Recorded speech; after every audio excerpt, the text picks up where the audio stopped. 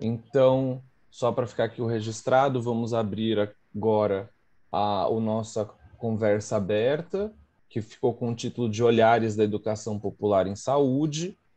E para iniciar aqui a fala, também que vai ficar esse registro na gravação, possivelmente, eu sou o João, estarei mediando aqui. Eu sou um rapaz negro de pele clara, de barba, tenho cabelo crespo, um pouquinho alto, estou com uma camiseta branca. Ao fundo eu tenho uma estante de livros organizados por cor e um mandacaru. Tudo bem?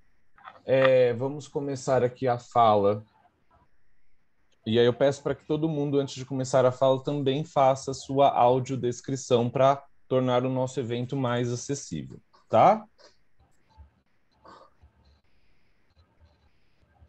Pode começar. Ah, então, gente, meu nome é Tainá, eu sou uma mulher negra, estou usando tranças na cor azul, roxo e verde. Atrás de mim tem um fundo branco e é isso. Eu vou começar minha apresentação falando um pouco sobre o Cartas da Pandemia.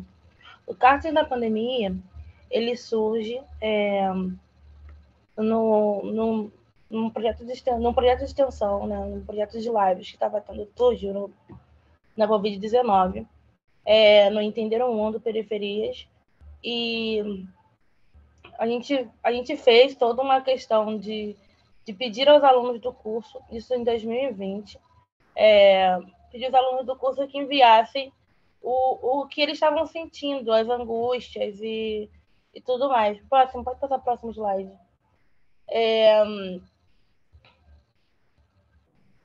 Aí, no caso, no recebimento dessas cartas, né, desses alunos, houve a necessidade de houve uma troca de correspondências anônimas.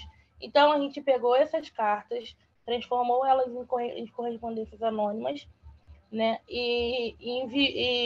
essas cartas foram enviadas para correspondentes que queriam trocar com essas pessoas. Então, em 2020, a gente teve um total de 196 cartas entre enviadas e correspondidas, né? Esse projeto de 2020, ele evoluiu no projeto de 2021, que foi quando eu e a Carminha a gente entrou no projeto. Você pode passar para o próximo slide, por favor.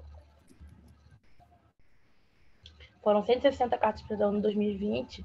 Já em 2021, a gente tem um total de 214 cartas, sendo elas entre correspondências enviadas e correspondências recebidas, né? Eu acho que a Carminha pode falar um pouco sobre como foi o processo de 2021 na questão de tratamento das cartas, porque era essencial que essas cartas fossem trocadas de formas anônimas, né? E a gente estava lidando com memórias vivas, com sentimentos, com angústias, né? Pleno 2021, em que a pandemia estava no seu ápice, matando muitas pessoas.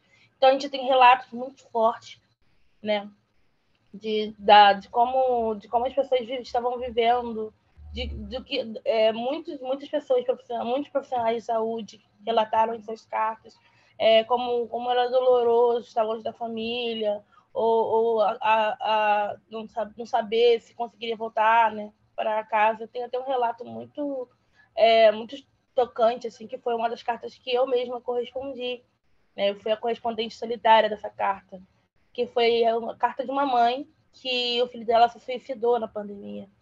Né? Ele se suicidou. Quando ela chegou em casa, ela viu ele pendurado, né? Com um negócio no pescoço e ele estava morto. Assim, e ela não conseguia. Ela falou que viver ali, né? Presa naquela gaiola, porque ela não conseguia se mudar, né, por conta da pandemia, e ela também não conseguia viver onde ela estava devido ao que estava acontecendo. E eu mesma fui correspondente dessa moça, e eu acho que, além dessa questão da troca, né, você sentir a dor do próximo, você poder corresponder ao próximo, de alguma forma, é o objetivo do Cartas da Pandemia. Eu vou deixar a Carminha falar um pouquinho e depois eu retomo sobre o que foi acontecendo com esse projeto conforme foi passando do tempo.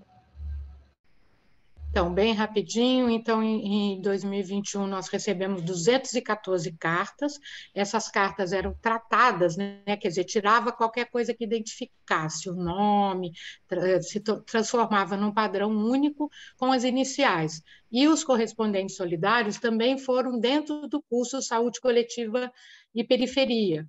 E a gente recebeu também muitas pessoas que se ofereciam para ser o correspondente solidário. Então, essas 214 cartas foram distribuídas para o correspondente, e como a Tainá disse, muitas vezes nós acabamos também virando correspondente solidário, porque muitas vezes a gente não conseguia a resposta num tempo. Fizemos uma planilha, essa planilha foi trabalhada com ela durante 3 meses, para que tivéssemos certeza de que 100% das 214 cartas fossem respondidas.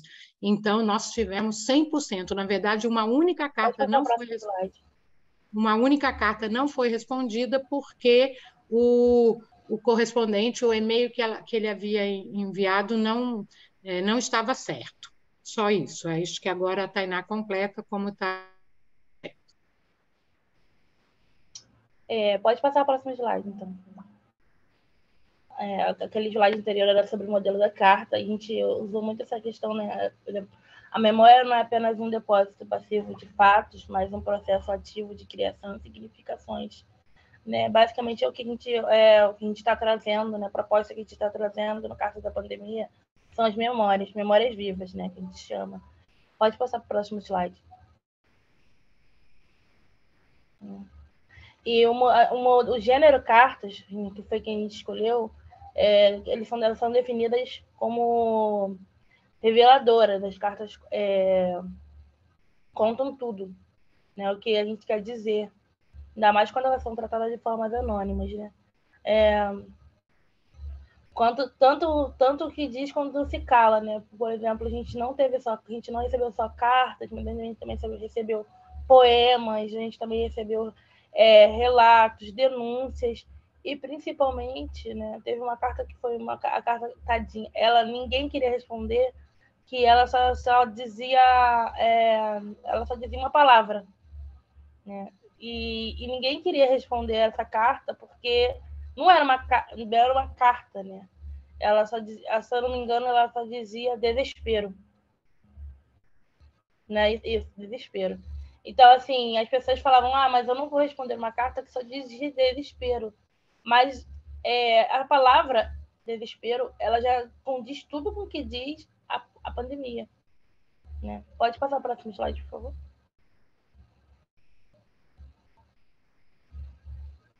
Os objetivos, né, no caso, foi produzir uma abordagem analítica e reflexiva, né, do que foi o Covid-19,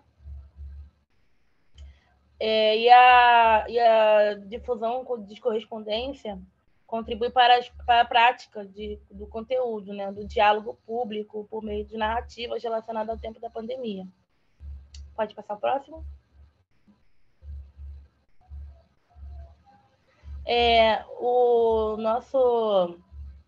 As nossas cartas, a gente não conseguiu identificar totalmente elas, né? Porque como a proposta era elas serem justamente anônimas, não foi assim fácil identificar gênero nem nada do tipo.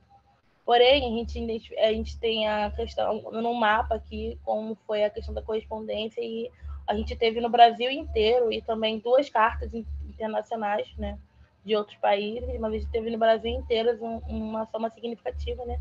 Ou seja, todo foi relatado a pandemia não só no sul ou no nordeste ou no sudeste, mas como em todo o mapa do Brasil, né? A gente recebeu cartas de todos os lugares e regiões.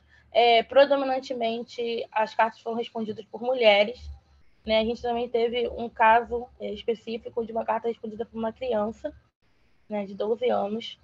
Então, assim, foi uma coisa foi muito, muito relevante para a gente, essa carta. Né? Pode passar para o próximo slide. Tainá, antes de eu passar, só vou. Desculpa ser o chatão aqui, mas vamos seguir para a gente ir dinamizando a palavra, tudo bem? Tá. Chegamos na etapa do novo projeto, em 2022. Né? Então, eu queria chegar em 2022, porque aí o Cartas, ele virou... esses relatos, eles estão dentro de um site.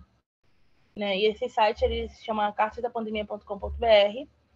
Qualquer pessoa pode acessar esse site, ele está lá, ele é público, né? E a gente meio que começamos a tratar as cartas depois do projeto, a gente fez o tratamento para conseguir colocá-las no site, né? E também fizemos uma oficina para conseguir pegar as imagens, né? Conseguir escrever essas cartas em imagens também.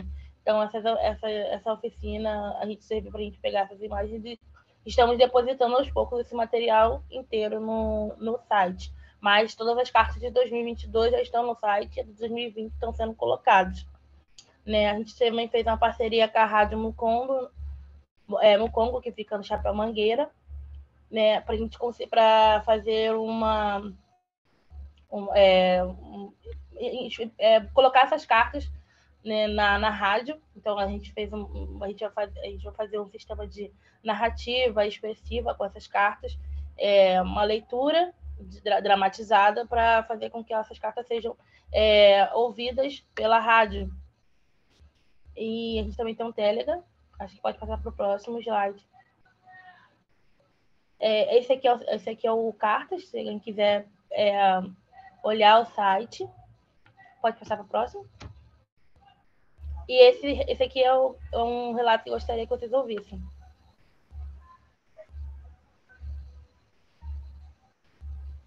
Acho. Dá para ouvir?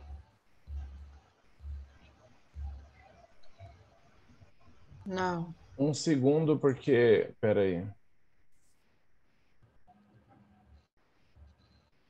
Qual é o tempo desse relato?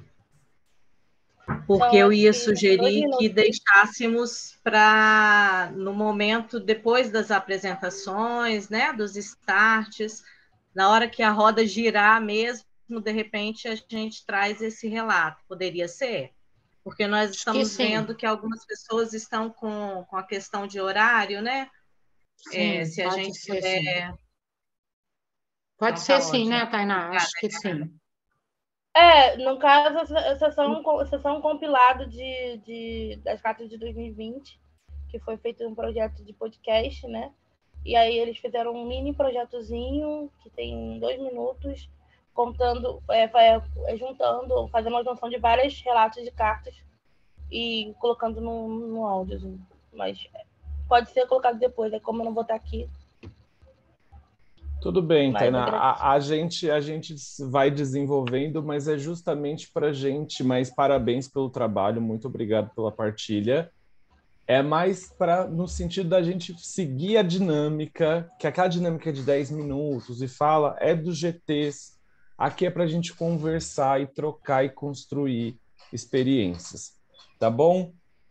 Eu vi aqui que a gente está com algumas questões de horário, que alguém está com muita dificuldade. Tudo bem se a gente poder dinamizar só para uma fala curta, rápida, aqui para a gente poder ter todo mundo conversando aqui? Podemos fazer assim? Se tudo bem para vocês? Gente, eu vou pedir, então, para a Ariadna fazer uma fala, se apresentar de maneira breve e trazer questões para a gente discutir, tá bom? Obrigado.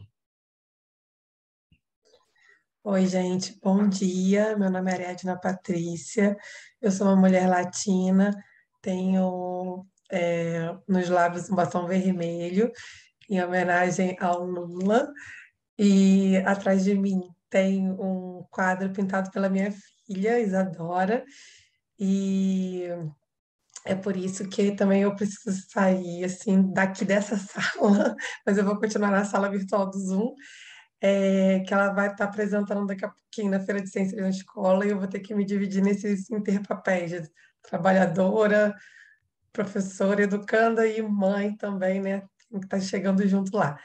E aí, hoje, eu venho aqui junto com a Ludmila, que está com a câmera fechada, mas está aqui na sala e também é a autora desse trabalho, apresentar e discutir com vocês a experiência de educação popular em saúde do curso de práticas de convivência nos territórios. Esse curso, só trazendo um pouco um contexto, ele é oferecido pela Fiocruz, pela Escola Politécnica de Saúde Joaquim Venâncio, junto com a UFRJ, pelo Instituto de Psicologia e o IFRJ, Campus Realengo, atendendo uma demanda do movimento social do Fórum dos Centros de Convivência e Cultura do Estado do Rio de Janeiro, que é um movimento social organizado ligado ao movimento da luta antimanicomial aqui do Rio de Janeiro, que a gente defende um cuidado em liberdade, né? A gente luta pelo fim dos manicômios, mas também pela sustentação do direito à cidade, do direito a poder ser cuidado sem encarceramento.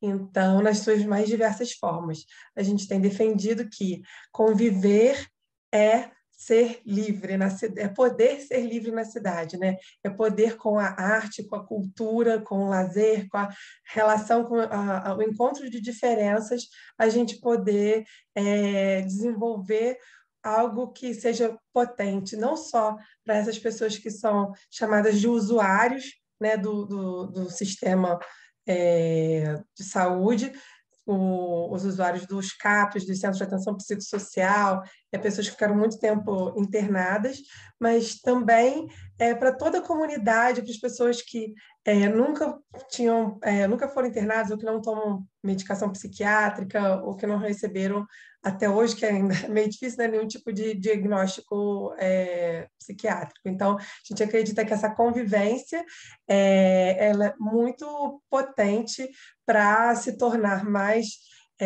emancipados na vida, né, para todo mundo. Então, é por isso que o movimento do Fórum dos Centros de Convivência, ele criou um projeto de lei que hoje já foi aprovado em 2021, criando a política estadual dos Centros de Convivência e Cultura no Rio de Janeiro.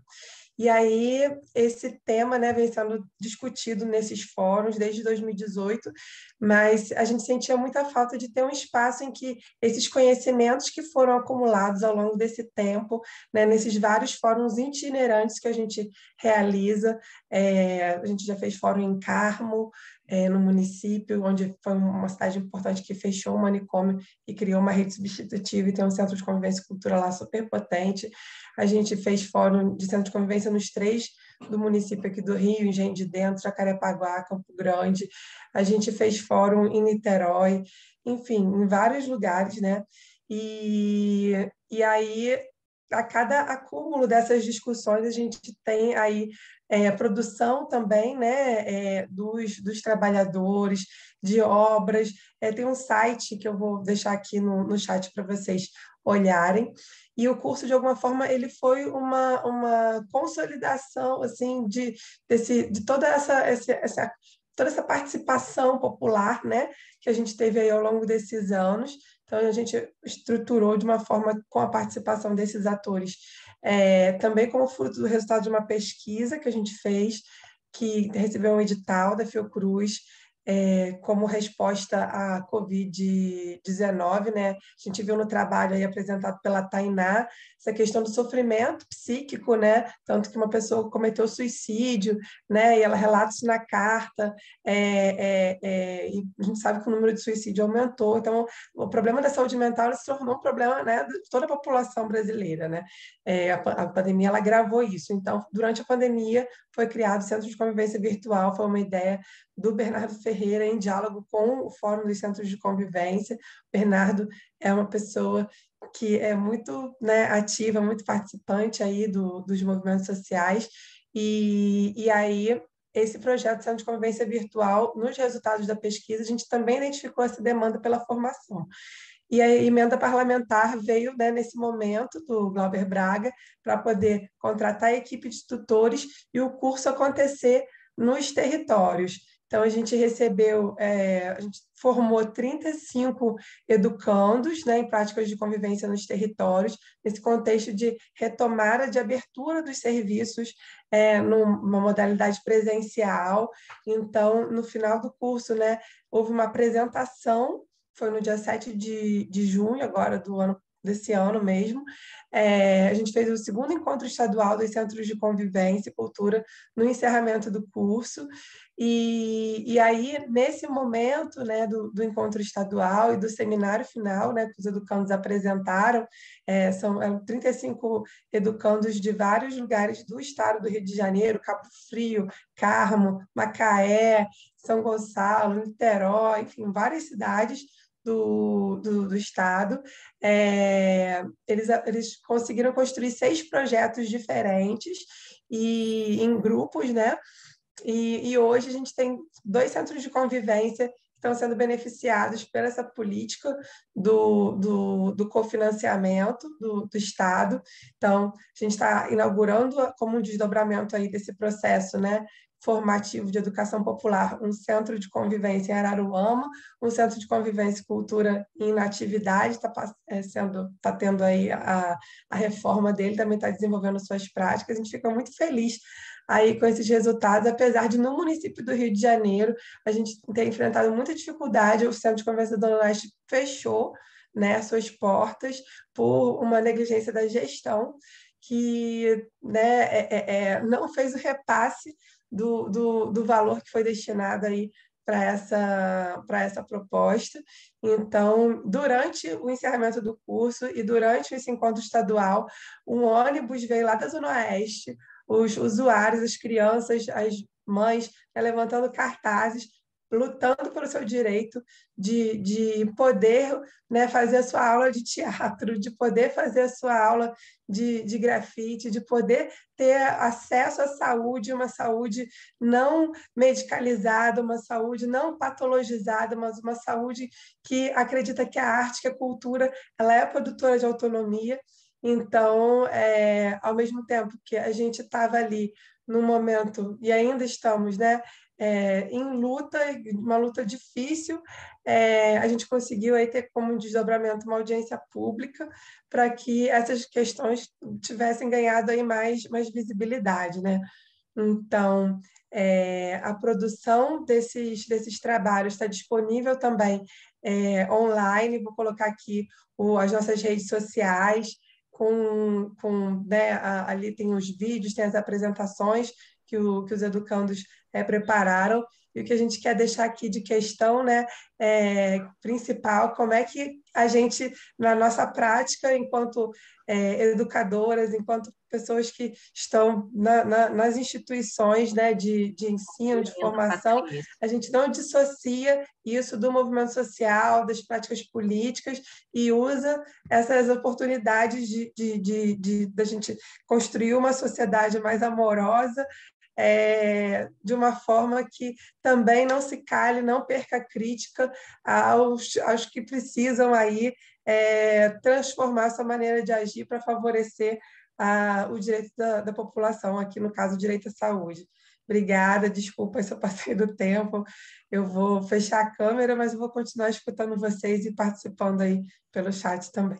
Muito obrigada, Ariadna, falas muito importantes para a gente discutir essa questão da saúde mental, em que a gente está aqui passando nesse pós-pandemia e tudo que isso representa, né? Eu estava aqui olhando, aqui a Jacinta estava querendo puxar a conversa, se ela conseguir fazer puxar a conversa, continuar aqui e apresentar o trabalho dela, também vai ser bem legal, pode ser?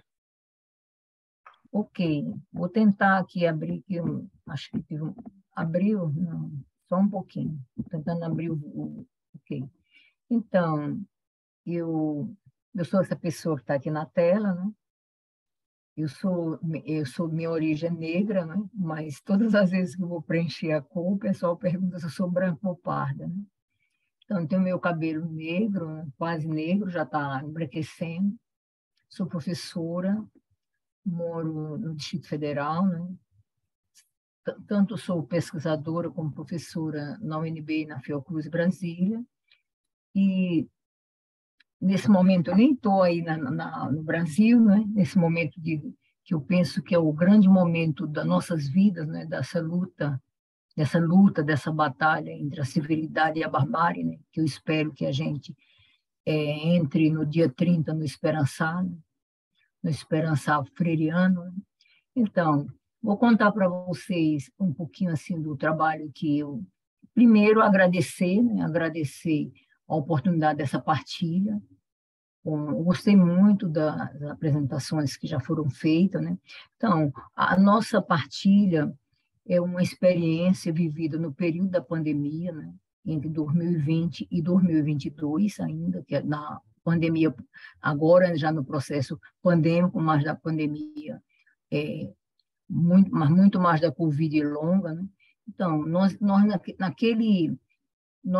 estávamos com algumas propostas no final de 2019, que nós tínhamos a intencionalidade de executá-las em 2020, né? Já estavam em processo de construção, e aí chegou a pandemia, e nós todos, o mundo, a sociedade, o mundo no nosso país, nós paralisamos um pouco, e aí a gente iniciou uma das experiências que era direto já a formação de agentes populares em saúde, na busca de você já começar a agir em março de 2022. Assim que foi definida a pandemia, no final de março, nós já iniciamos a organizar um curso, uma oficina sobre educação popular, sobre agentes populares de saúde, né? Na metodologia freiriana e da educação popular em saúde, mas aí nós conseguimos construir 3 experiências que eu vou... E iniciamos a várias mãos, né? Eu vou colocar aqui, eu, Jacinta, né, fui participante do pensar e do elaborar as propostas, o Oswaldo Peralta Bonetti, que é um educador popular, e da Fiocruz Brasília, Etel Matiello também, da Fiocruz Brasília, Lília Silva Gonçalves, da Fiocruz Brasília, da Secretaria de Saúde do Distrito Federal, e Silvéria Maria dos Santos, Fiocruz Brasília, como professora colaboradora, e também da UNB. Ela, inclusive, ia participar, mas ela tinha um compromisso em seguida, e foi possível ela ficar aqui, né? Então, as nossas 3 vivências, eu vou chamar vivências, de processo formativo, foram um curso de especialização popular, de educação popular em saúde. Depois nós fizemos um curso, só um segundinho.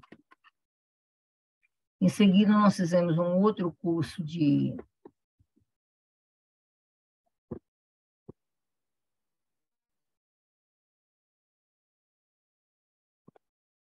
Então, 3 processos formativos: especialização de educação popular em saúde, formação de educadores para agentes populares de saúde, como eu comecei contando, que nós iniciamos uma turma e vimos que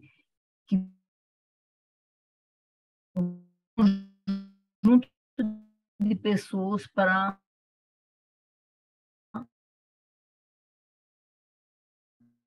e articulando a formação de educadores.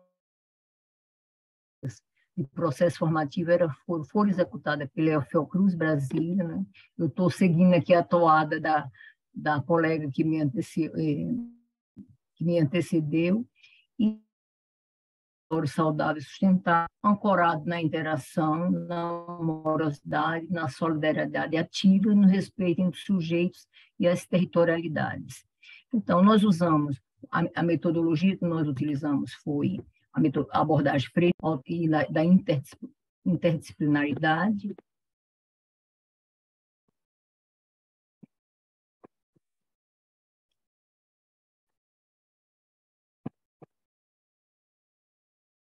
E nós obtivemos, então, essa foi a nossa metodologia. Nós utilizamos um processo nós dividimos nossos módulos em trilhas, e nossa estratégia de tutoria em cirandas, Então, o curso de especialização ele contou com 5 cirandas para dar suporte aos alunos, né?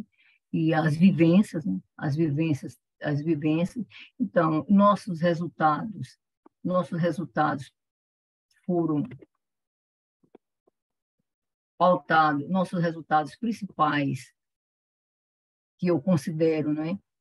E foram realmente a construção, as construções feitas a partir de uma metodologia que era recriada e inventada durante esse processo formativo, porque, gente, nesse processo pandêmico, todas as vezes que nós apresentávamos uma temática, tanto que nós mesmos éramos os facilitadores, ou um convidado de fora e até mesmo de fora do Brasil, nós tínhamos que refazer aquele conteúdo e recriar uma nova forma de fazer a partir dos diálogos, das demandas que emergiam.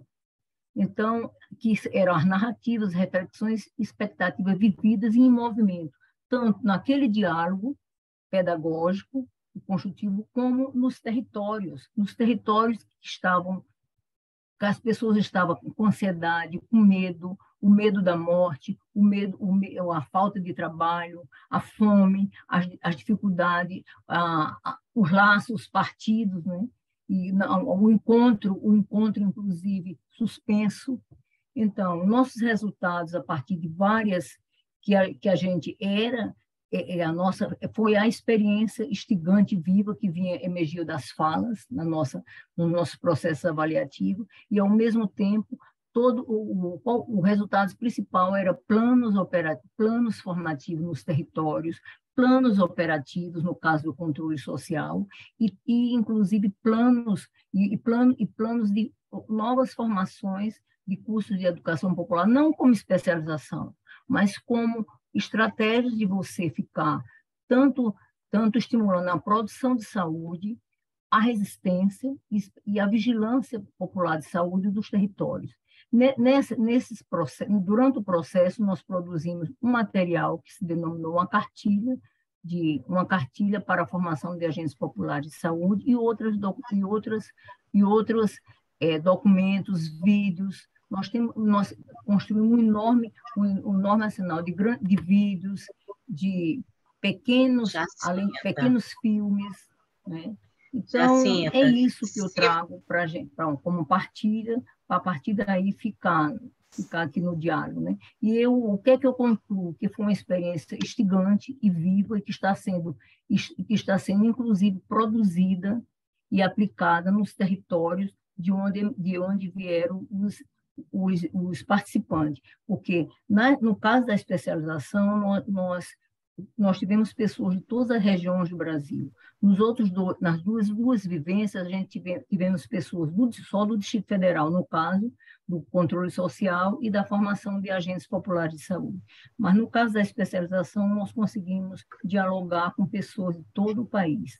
É isso, me coloco aqui para discussão com vocês. Muito alguns obrigado. Problemas aqui da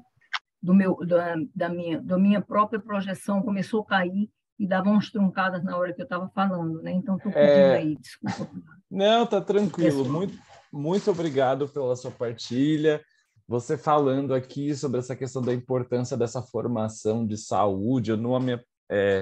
Eu acho que tá aqui conversando, estamos construindo um diálogo aqui que está ganhando um corpo muito interessante, principalmente na questão da humanização desse processo de formação, né? Eu acho que o trabalho da Fernanda, se ela quiser, peguei de surpresa aí talvez, mas o trabalho da Fernanda, eu quero ouvir agora esse lance aí da Fernanda, que ela está falando aqui de pesquisa participativa, de não sei o quê, e agora como é que junta aí o que o povo falou, Fernanda, e apresenta um pouco do seu trabalho para nós. Bom dia, quase boa tarde, né, a todas e todos. Eu sou Fernanda, sou branca, cabelo encaracolado, tô com uma tiara na cabeça, uso óculos e um fundo branco.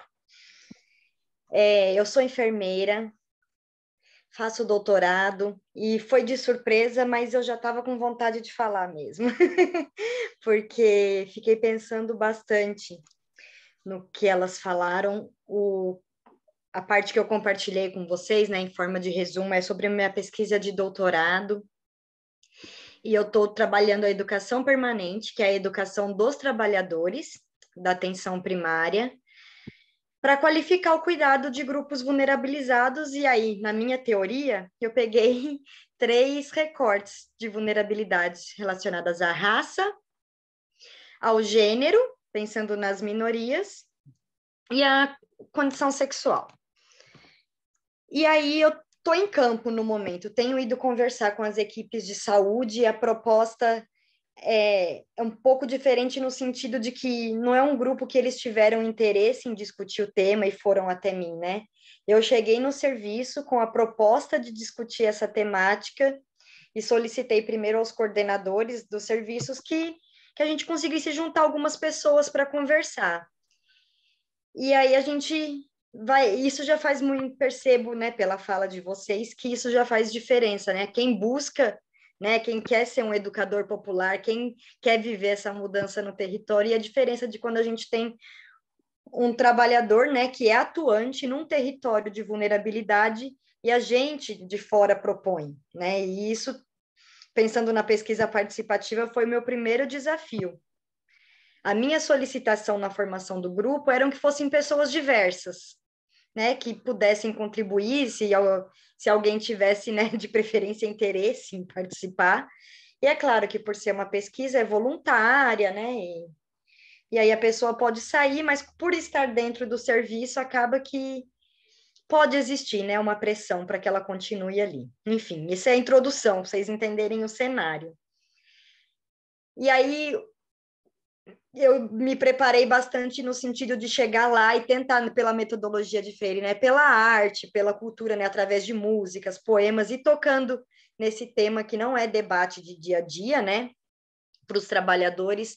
Para eu chegar na região, eu peguei as regiões mais vulnerabilizadas, e o maior indicador, que foi o meu norte, e a partir dele eu concluí que estava no lugar certo, porque os demais somavam, era onde tinha maior concentração de população negra.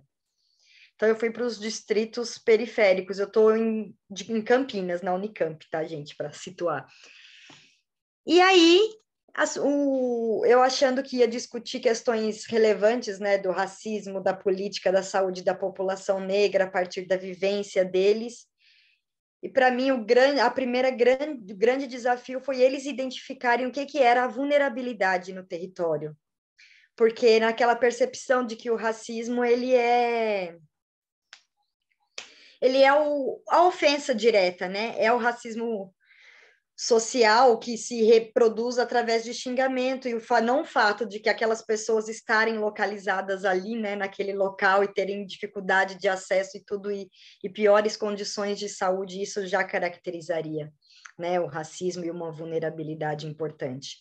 E aí hoje, no meio dessa metodologia, enfrentando resistências, né, de coordenadores ou de profissionais de diferentes situações, né, em diferentes momentos de contemplação, assim, desse assunto, eu acredito que a única forma de se discutir essa temática, por exemplo, o racismo, com os trabalhadores, é a partir da metodologia da pesquisa participativa e dos círculos de cultura, porque são trabalhadores que, por exemplo, a prefeitura iniciou em paralelo comigo um projeto que ela está começando uma capacitação e divulgando folders da política da população negra.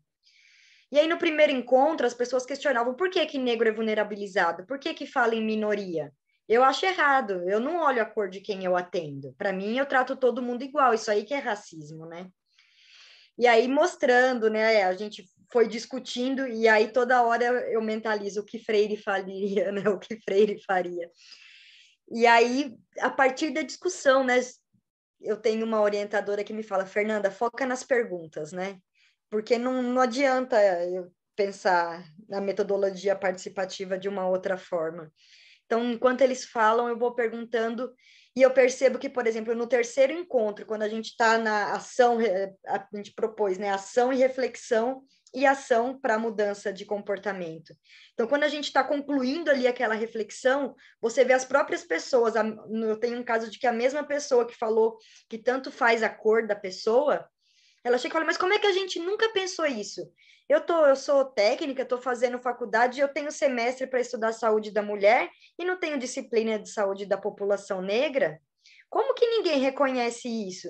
Então, sem que eu tenha, né, levado nenhum aporte teórico nesse sentido, através do diálogo entre os colaboradores ali, que foi propiciado por esse momento, eles desenvolvem, né, essa crítica e essa reflexão pela oportunidade que o momento traz, né, e que no dia a dia não é possível. Então, é uma reafirmação da importância dessa metodologia, que a gente vê muita discussão, muito pouca discussão na área da saúde com os profissionais, né, que é pensando em humanização, seria bem o básico, né, e que dizer que é um longo caminho, assim, para trabalhar, né, porque a gente tem diversas camadas de profundidade para discutir, e acho que a gente vai descascando, assim, uma camada por vez. E apesar dos desafios, eu estou muito contente, assim, de ver, presenciar, assim, ao vivo essa reflexão e transformação que pode gerar uma ação diferente, né, no trabalho. E aí, o que eu fiquei pensando que eu queria muito perguntar para vocês é se tem mais alguém aí que propõe essa metodologia de Freire, não quando as pessoas somente buscam, né, essa metodologia, e aí são pessoas que vão até o local para aprender, se mais alguém propõe isso num local que ele é necessário, sabe? E se tem mais alguém aí nessa empreitada que puder compartilhar comigo, eu agradeço muito, e agradeço a todo mundo que falou antes também. Está sendo bem bacana. Alguém quer puxar esse fio? O fio tá aí, ó, para ser puxado. Tudo bem? Oi, é Tá dando para me ouvir? Lucas? Tá sim, Lucas, Lu, pode continuar. tá bem. Eu aproveito esse gancho da Fernanda, porque, inclusive, assim, tô me sentindo bem privilegiado de estar aqui, assim, eu não desenvolvo trabalhos de pesquisa ou coisas assim tão aprofundados quanto o pessoal tá trazendo aqui, né? O meu trabalho é na ponta mesmo. Eu sou médico de família, trabalho numa unidade de saúde em Curitiba, numa região mais próxima, assim, da beirada da cidade, né? A gente está num bairro que se chama Cidade Industrial, então é lotado de fábricas e conjuntos habitacionais dos trabalhadores. E aí eu me identifiquei um pouco com o que a Fernanda traz, porque é essa ideia, né, de a gente estar dentro de um serviço primário, que é um serviço de acolhimento e um serviço de cuidado, e ter muita dificuldade de a equipe, né, trazer digamos assim, de formar a equipe para a equipe também produzir esse trabalho junto com a gente, não ser só uma ideia isolada no meio de uma equipe que está trabalhando numa outra lógica, né? Então, num primeiro momento, assim, eu acho que vem de um lugar um pouquinho diferente do que as pessoas estavam falando. A Universidade de Medicina pode ser um lugar bem inóspito para vários pensamentos, assim. Então, eu me lembro que quando estava lá dentro, eu comecei a questionar alguns desses aprendizados, né, dessas vacâncias, digamos assim, que existiam no que a gente chamava então de grade curricular, né, que não tem nada a ver com o que Freire vai trazer, mas naquele momento acho que como uma forma de expandir, assim, de trazer um pouco dessa novidade, era uma pessoa ainda muito mais jovem do que hoje, a gente começou a elaborar encontros dentro da universidade que fossem também para pautar assim, essas questões das populações mais vulnerabilizadas. E a gente conseguiu um projeto aprovado pela reitoria naquele momento que a gente trouxesse pessoas das populações vulnerabilizadas para fazerem as aulas, né, para fazerem esses encontros, que eram numa ideia de uma conversa, assim, de um ciclo de conversa. E a gente teve aulas com enfermeiras quilombolas, com mulheres travestis, com pessoas indígenas, todos da área da saúde que pudessem estar ali para dar, né, uma contribuição nesse sentido. Os estudantes, por incrível que pareça, gostavam muito desses encontros e participavam bastante, mas é importante colocar aí que era um encontro elaborado e proposto por um estudante também, né? E isso não vinha da universidade, isso não vinha da direção, digamos assim. Aí, se for tudo bem, eu posso já também colocar a questão que eu propus na conferência. não Pode é um trabalho continuar. específico. Puxa, que Então, tá. daqui a pouco eu puxo para a Andressa, que vai falar da Fechou. formação. Vai. Fechou. Só peço Então, para, né, a gente dinamizar aqui e rodar o negócio. Mas concordo. vai. Isso aí. Eu acho que a partir desse momento aí, eu comecei a refletir, assim, confesso que isso foi um caminho meio solitário por conta do ambiente mesmo, né, que eu estava vivendo numa universidade privada, um curso de medicina, um monte de gente branca e etc. Então, não tinha muito desse pensamento, e foi quando eu encontrei um livrinho do Freire lá na biblioteca, que era Pedagogia da Autonomia, e isso transformou tudo, né, no meio do caminho. E aí eu comecei a questionar, a partir de então, a ética médica, né, como é que é a nossa comunicação, o que eu proponho no atendimento, o que a gente está fazendo ali, afinal de contas, né.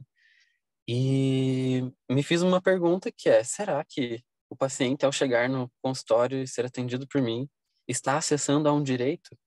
Ou se ele só está acessando um serviço e pronto, né? E aí, o que diferenciaria isso? Qual é a ética envolvida nesse processo? E aí, lógico, né? A promoção da autonomia vai exigir que a gente tenha algumas atitudes de uma escuta ativa, empática e outras questões, né? Mas principalmente a responsabilização pela troca que a gente está propondo dentro de um consultório. Então, assim, a gente simplesmente não refletir sobre isso, né? Sobre o que essa pessoa aprende no momento em que eu estou atendendo ela e o que eu aprendo sobre ela no momento em que a gente está nesse atendimento, é que me fez elaborar um pouco esse raciocínio, assim, e entender que sozinho, dentro de uma unidade de saúde, esse objetivo não seria atingido, que a equipe precisava estar nessa pegada também. Então, a gente tem aqui são dois processos que acontecem em paralelo, né?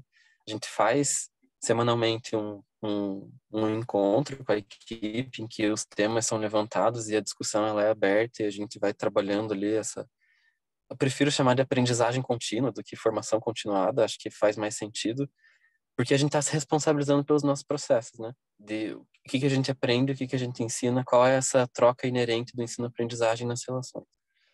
E aí a gente percebe que isso vai tendo um reflexo muito importante em todos os processos de trabalho, desde uma articulação de uma agenda, de como que a técnica de enfermagem faz um acolhimento, ou em que momentos a técnica vai decidir me chamar para discutir um caso, ou que eu vou precisar chamar alguém para discutir também um caso. E essa responsabilização, né, do que a gente está trocando, do que a gente está propondo para a pessoa ali que está como usuário do SUS, é que entra, acho que, no processo de a gente produzir autonomia. E aí tem muitas ferramentas, né, que a gente vai trazendo, e é importante dizer que isso cabe dentro de uma racionalidade médica, né, que isso está dentro da racionalidade médica, científica, acadêmica, e não de outras racionalidades, como as medicinas indígenas, quilombolas, etc. Então, assim, pensando, né, que essa pessoa vai acessar o que a gente chama de saúde. Então, quando ela acessa esse serviço aqui na minha consulta, como que ela vai sair daqui, né? O quão instrumentalizada ela tá para lidar com os processos de saúde, o quão autônoma ela tá para decidir sobre as suas tomadas de medicações, etc. E isso tem sido hoje, além dessas reuniões e dessa formação que a equipe tem essa discussão semanalmente, isso tem sido um trabalho individual, no atendimento, na consulta, na escuta, né? De trazer a pessoalização para essa história, né? E a partir dali a gente ir trabalhando o que realmente cabe na história daquela pessoa, né? A Ariadna falou uma coisa bem interessante, né? Sobre essa luta para garantir o acesso à saúde não patologizante, não medicalizadora. E aí eu acho que é isso. Vejo que a saída para isso talvez seja a própria pessoa ter um espaço, né? Ter esse letramento em que ela vai poder ter autonomia para decidir o profissional ou como ela está sendo atendida, o processo que ela vai ser cuidada e principalmente construir esse plano terapêutico junto com a equipe, né?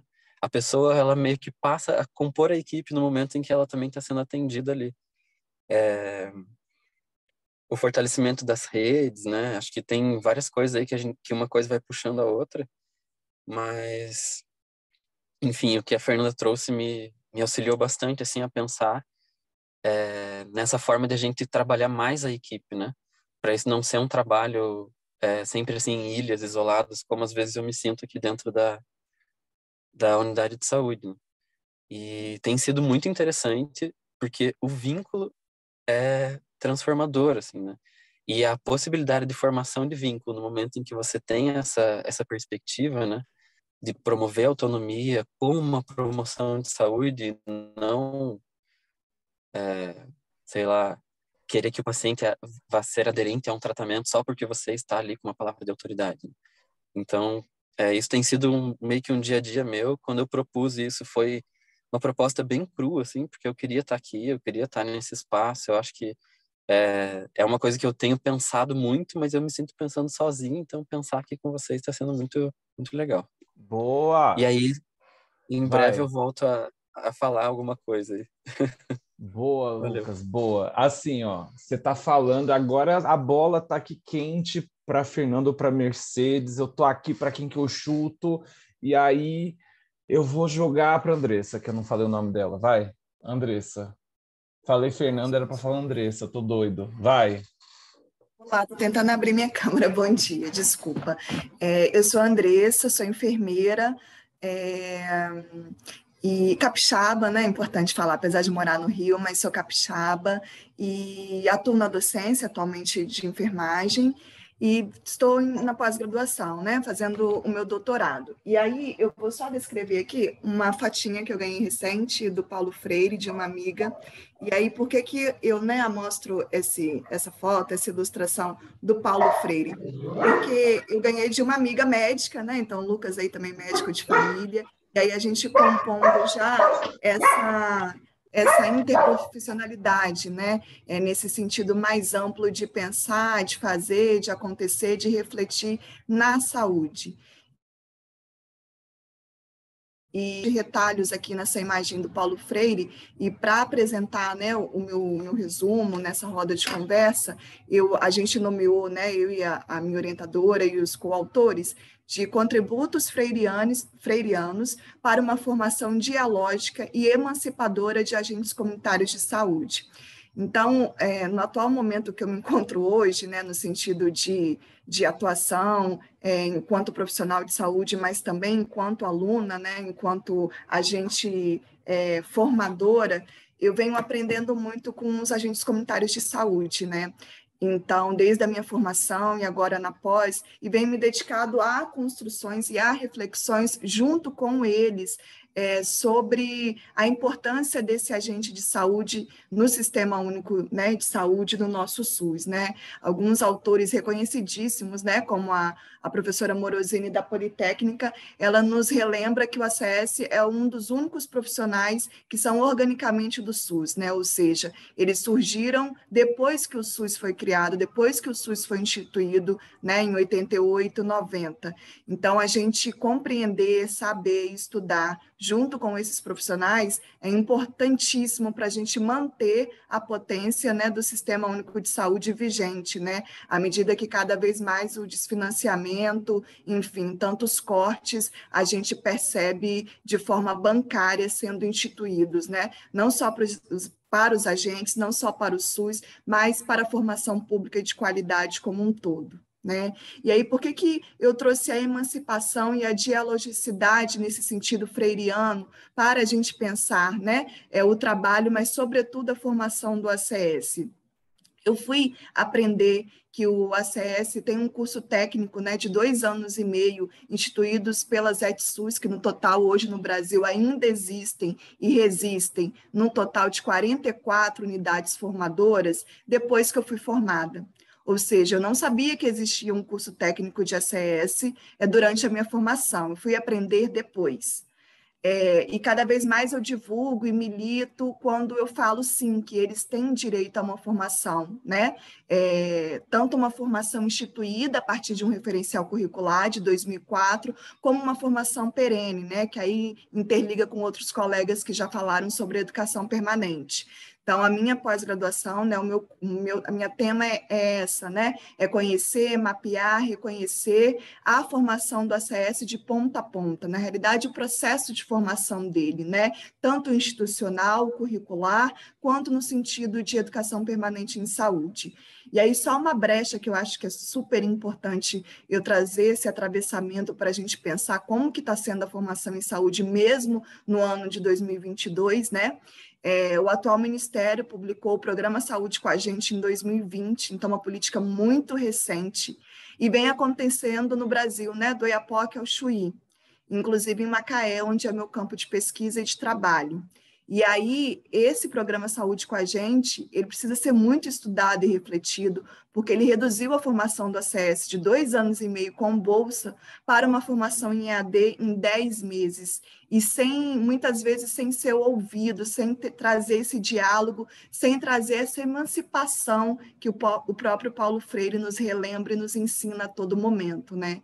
Então, será que como que é esse curso, então, a gente pensar como que está sendo a formação? Será que é essa realmente a formação que a gente defende, de forma dialógica e emancipadora, ou a gente está voltando, retrocedendo para uma formação bancária e de forma instituída, né? De cima para baixo, sem nenhum pensar, sem nenhum fazer, só para cumprir mais uma meta, né? Então, acho que é importante a gente pensar a todo momento e, claro, né, defendendo a formação pública e de qualidade. Essa formação do Programa Saúde com a Gente é pela UFRGS, que fez uma parceria com o Ministério da Saúde, mas só uma brecha. Em nenhum momento as ETSUS foram convocadas para se pensar esse processo formativo. Então, a gente está deixando de lado uma formação pública e de qualidade e substituindo por outra de maneira mais aligerada e talvez não totalmente pensada por todos os coparticipantes. Então, pensar as políticas de formação, mas também de práticas,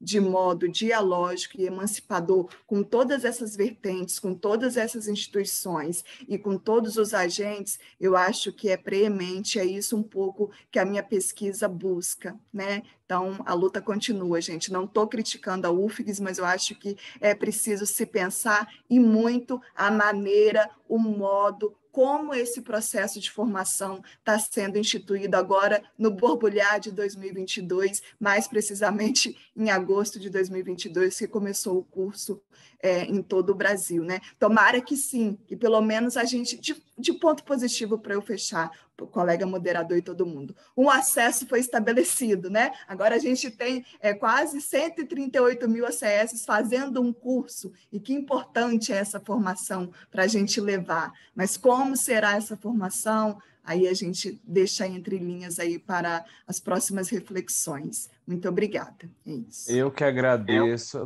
Andressa, palavras assim, a Mercedes está aqui assim, ó, assim, vai, e você já vai falar, porque eu acho que a Mercedes tem aqui tudo para falar de formação. Então, Mercedes, continua aí para falar o que você acha disso aí e falar do seu trabalho. Bom dia, então eu sou Mercedes, estou falando aqui de Anchieta, do Espírito Santo, também capixaba, sou racializada branca, tenho os cabelos castanhos e com alguns brincos, porque eu gosto bastante de brinco, com uma toalha feita de crochê pela minha mãe aqui ao fundo. E trago exatamente essa experiência, né, que não é minha, é coletiva, de um processo de formação em educação popular. Esqueci de dizer que eu estou gripada. Muita atuação esses últimos dias, e a gente está lá nessa luta intensa, né? E é um relato desse processo de formação em educação popular e saúde. Eu vou compartilhar a tela, ou você quer compartilhar para mim? Veja se consegue, Mercedes. Foi você que me mandou o e-mail, né? Foi, é só para... Aí, ó. Mas eu acho que foi dessa vez. Era uma configuraçãozinha aqui que eu achei. Não tem problema.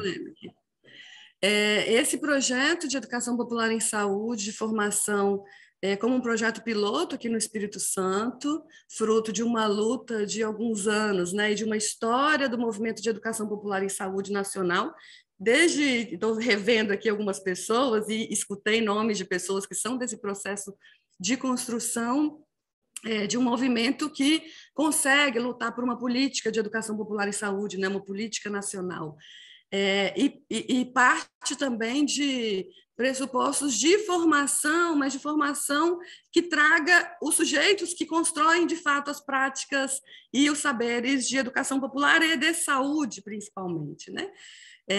Então, a gente conseguiu garantir, construir esse projeto depois de uma luta intensificada aí, né, do MAB, do Movimento dos Atingidos por Barragens, aqui no Espírito Santo, junto com uma proposta de trabalhadores e trabalhadoras também da saúde, né, da Secretaria de Estado de Saúde, enfim, que nesse meio vinha tendo como proposta um curso de formação, uma atuação com movimentos sociais e com trabalhadores e trabalhadoras de saúde, nessa perspectiva de construir o caminho para a garantia do direito à saúde, mas defesa do SUS, defesa do que a gente acredita que deve ser a participação social popular e a construção ali, como o Lucas trouxe, né, de uma concepção ampliada, de um trabalho de fato inserido na realidade dos sujeitos, né? E vou rapidamente te apresentar quem somos, porque não é um trabalho meu, é um trabalho coletivo, né, de uma equipe que tem coordenação, supervisão, educadores e educadoras, e somos, então, em 26 pessoas distribuídas em todo o Espírito Santo. Como a gente tem uma referência no EdPop SUS, que é aquele projeto, né, de formação em educação popular e saúde, e aqui é um projeto um pouco diferenciado, é um projeto piloto. Nós construímos aí as nossas travessias formativas e com pessoas que participaram de um edital para entrar, que são, nas diversas regiões do Estado, atuam em movimentos sociais ou em territórios, né? São agentes comunitários de saúde, são militantes do Movimento Sem Terra, são militantes do Movimentos Atingidos por Barragens, são pessoas que estão atuando na pastoral da criança, são pessoas também de outras pastorais que estão em movimentos ambientalistas, que são trabalhadoras da saúde, enfim, uma diversidade, né, de pessoas, porque qual que era a questão, e eu vou lançar essa questão aí para nós, dialogando com algumas falas, que era como fazermos com que um projeto, e nesse processo formativo, né, baseado na pedagogia histórico-crítica, em Paulo Freire, né, nos referenciais freirianos, a gente consegue fazer a formação atuando diretamente nos territórios e nos movimentos, né, chegando e dialogando com trabalhadores e trabalhadoras da saúde, mas da assistência também, e outros trabalhadores e trabalhadoras que diretamente estão produzindo saúde. Então, são, né, os camponeses e camponesas, são as mulheres parteiras, tem um grupo da rede de parteiras tradicionais, é o pessoal das pastorais, pastoral da saúde da criança, que produzem, que têm práticas e saberes de saúde. Então, como nesse processo de formação que a gente chama, né, que é um processo talvez de extensão na nossa concepção acadêmica, ele consegue construir essas bases de chegar e fazer de fato com as pessoas que estão nos territórios, né? E tem sido desafiador, porque institucionalmente a gente tem muitos desafios numa perspectiva de garantir esses processos de circular, de chegar, de ter o tempo, né? Um tempo que não é um tempo da academia, não é um tempo institucional, de processos de construção. Então, a gente tem toda a formação dos educadores e educadoras que estão baseados em 4 eixos, né? Que são, primeiro, de saúde, saúde, SUS, saúde coletiva e educação popular. O segundo, de sujeitos e territórios, muito abarcado ali o que a Tainá trouxe, né? Trabalhando sobre a memória, sobre a cultura, sobre a arte, sobre quem são esses sujeitos e o que trazem como sua perspectiva, né? Na questão da produção de saúde, né? Que não é também só o acesso, é a produção, é reconhecer que tem essa produção de saúde, de cuidado, né? De práticas coletivas, que também não podem ser só individuais e nem que precisam ser horizontais, né?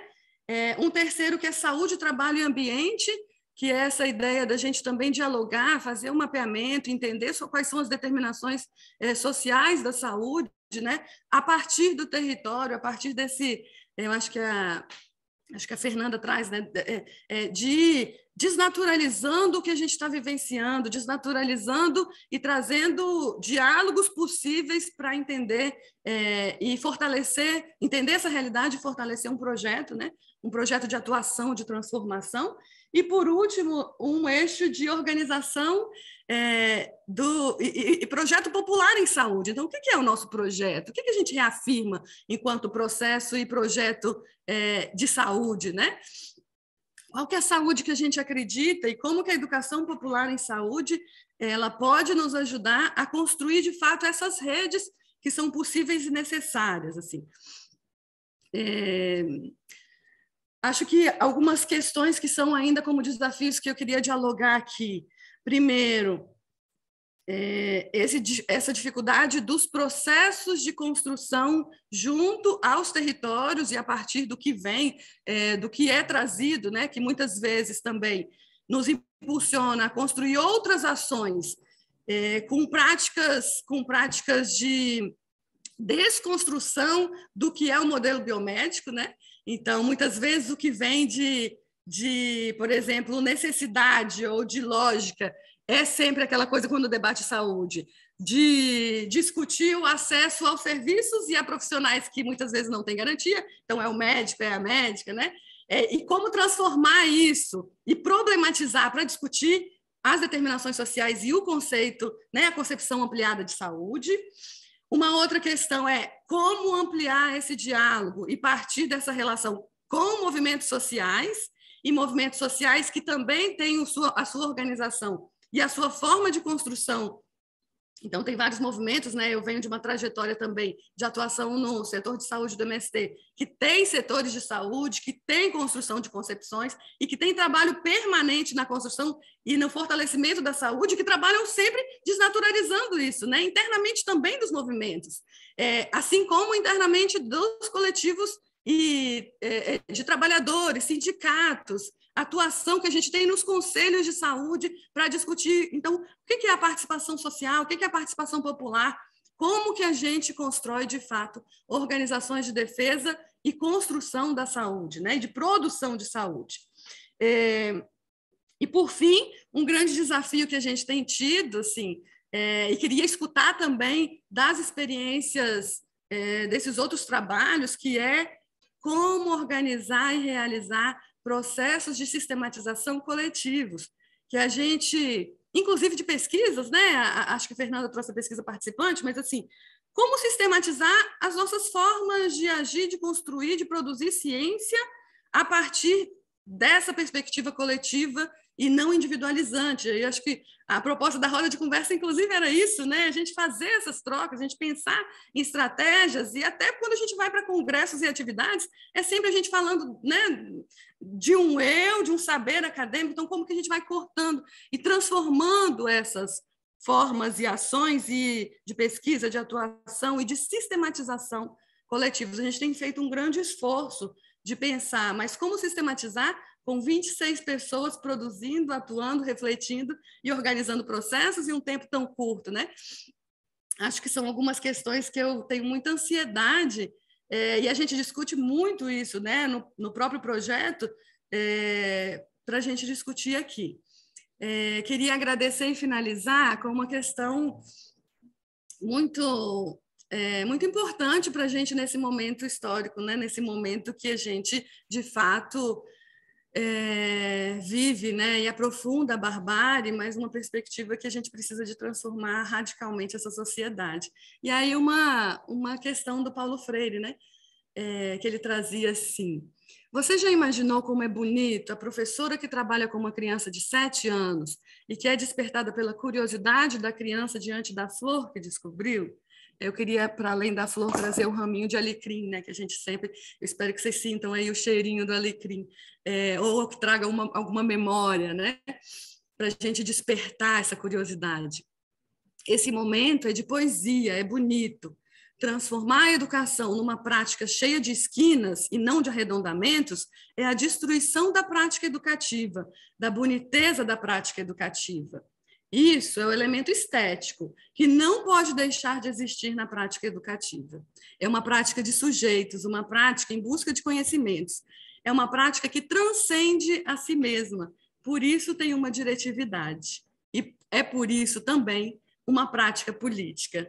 Então, que a gente continue construindo as nossas práticas educativas e políticas e vamos fazer essa roda circular. Ai, gente, eu fico tão maravilhado com as falas que vocês estão trazendo aqui. Não sei se Maria Carolina está aqui no chat, não sei se perdi com o nome dela, se ela está com outro nome, se tiver, por favor. Não, eu também não consegui identificar e até perguntar a Mercedes, porque você é coautora, né, Mercedes, desse trabalho da Maria Carolina?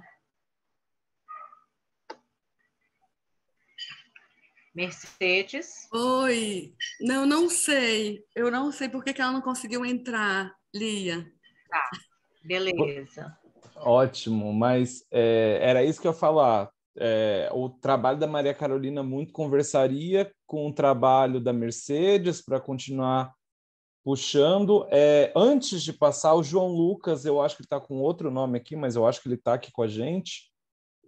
Antes de passar, a Fabiane tinha deixado um comentário um pouco para trás, eu não quero só que isso se perca por muito tempo, que ela colocou assim, sobre essa dificuldade de identificar vulnerabilidades, percebi na pesquisa que eu realizei em antigos hospícios da cidade do Rio de Janeiro, com artistas usuários de serviços públicos de saúde mental, que muitos dos 21 artistas participantes me perguntaram o que significava a palavra estigma, quando fiz uma das 12 questões do roteiro de entrevista.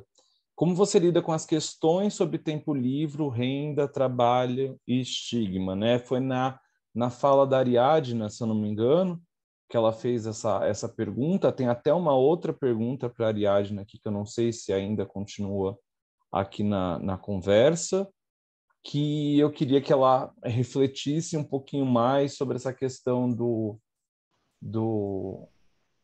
sobre a saúde mental, né, que muito está sendo falado aqui e que muito está conectando várias propostas de trabalho, tá? Só para a gente ter certeza que todo mundo vai falar, e eu ainda acho que tem uma conexão muito importante, se o João Lucas quiser fazer a fala, eu queria puxar depois esse fio de novo e a gente continuar a discussão. Ele já até colocou no chat, João, que é o Lucas, que já falou também. Ah, Lucas Castanho, desculpa, é que foi eu. É que a pessoa usa o segundo nome, aí buga a mente aqui da pessoa. Foi, desculpa. Aí fica meio bugado aqui. Mas assim, gente, eu assim, só para fazer uma fala para jogar de volta para vocês, eu sou professor de biologia. E aí, quando eu olho profissionais da saúde falando, eu acho muito, muito legal em pensar em que essa conexão da necessidade dessa diminuição da visão biologizante que a gente tem sobre o corpo humano, né? Então, que esse corpo que deixa de ser animal passa a ser máquina, passa a ser uma outra coisa, e a gente esquece que a gente tem que se cuidar, ser cuidado de um jeito natural, de um jeito que precisa ser acontecido e de um jeito integral, né? Tem uma coisa que vocês estão trazendo muito isso, que é essa questão de humanizar o processo, mas eu sinto que a fala de vocês, e eu gosto muito de marcar isso quando a gente fala sobre debate de saúde, foge da humanização que o neoliberalismo nos pede. Porque quando a gente fala da humanização do neoliberalismo, é uma questão de gentileza, é uma questão de direitos humanos básicos. A gente está falando de direitos humanos básicos, né? Quando a gente está falando disso, parece que você está tentando reinventar a roda, né? Quando você está falando de, né, fazer o básico. E quando a gente fala da promoção de direitos humanos, ela é constituída numa das questões de constituição de direitos individuais, que é o ápice também do neoliberalismo. E mesmo assim, quando falamos sobre direitos humanos, vocês estão sendo muito radicais. Como assim? Vocês estão falando o quê? Mas aí vocês trazem uma coisa de humanização do Paulo Freire, que eu acho muita coisa, que é: se eu sou Se eu sou uma pessoa, eu me movo como pessoa no mundo. Eu me movo como pessoa no mundo e tenho história para ser contada e também eu tenho direito a contar essa história. E eu penso que vocês trouxeram muita questão da bárbare que a gente está vivendo hoje, e essas angústias que vocês colocam, eu percebo que a implementação de cotas raciais na universidade, a implementação de políticas de amparo à extensão universitária, que cada vez mais vem recebendo menos dinheiro, é a gente empurrando o movimento e as pessoas fazendo força de volta. Vocês estão falando demais. Só que ao passo que a gente empurra com mais força, e eu percebo que vocês estão empurrando com muita força, e eu acho esse debate que a gente está construindo aqui muito, muito potente, muito bonito, e queria deixar isso marcado. Eu vou passar a palavra para a Marília, que ela aqui ia mediar tudo e tudo mais, ela teve umas coisinhas. Eu queria só uma passagem do Paulo Freire, que a Mercedes trouxe uma passagem do Paulo Freire, eu queria trazer uma outra, e aí eu vou jogar para vocês de novo.